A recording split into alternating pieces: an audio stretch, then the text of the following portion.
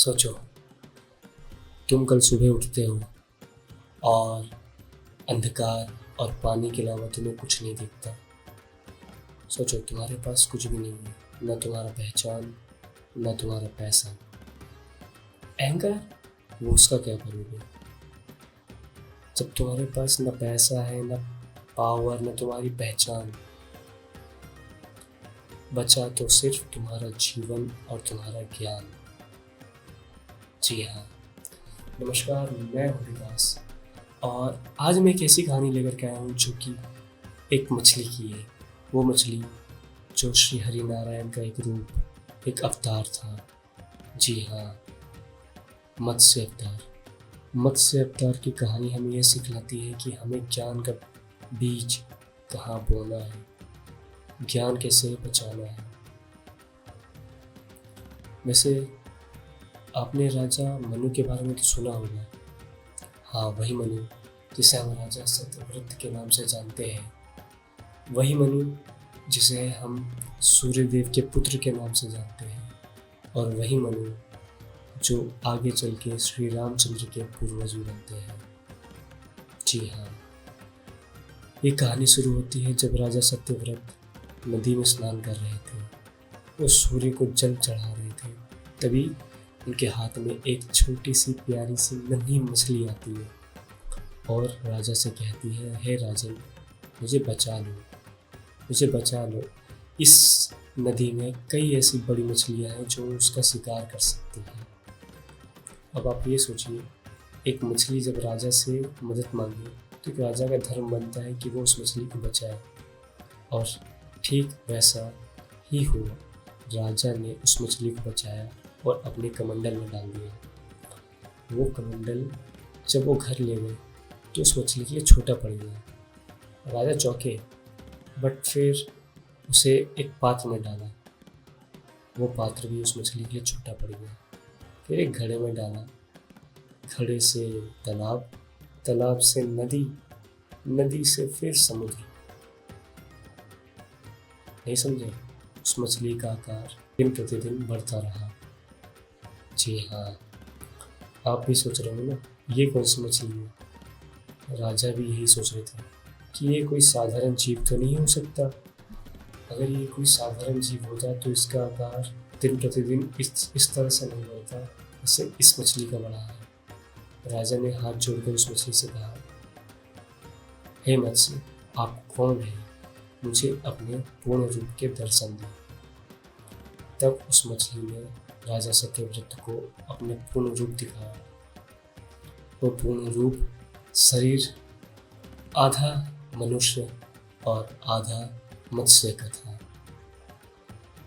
कमर तक मनुष्य का था और कमर के नीचे का हिस्सा मछली का। राजा ने उन्हें पहचाना।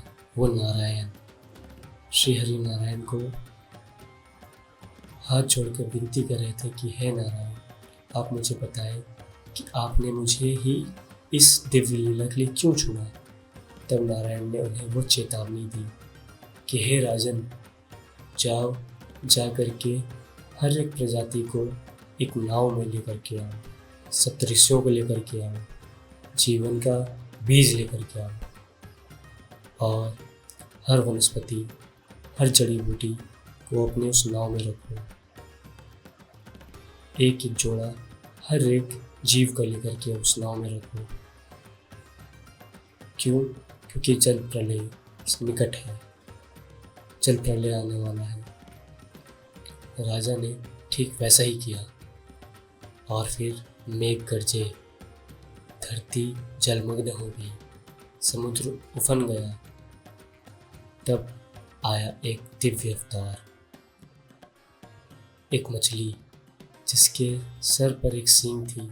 उस सींग पर राजा ने नाव की डोर को बांधा और उस डोर से उस मछली ने उस नाव को खींचा और फिर उस मछली ने नाव को एक ऐसी जगह ले गई जो कि अंधकार के पार था। वहाँ सूर्य की रोशनी और थल था। आपने पूरे स्टोरी में ये सोचा कि राजा ने सिर्फ इन्हीं को ही क्यों बचाने को कहा? हर एक जोड़ा जीव का सप्तऋषियों को और जीवन का बीज वनस्पति और जड़ी बूटियों ही क्यों? मैं बताता हूँ।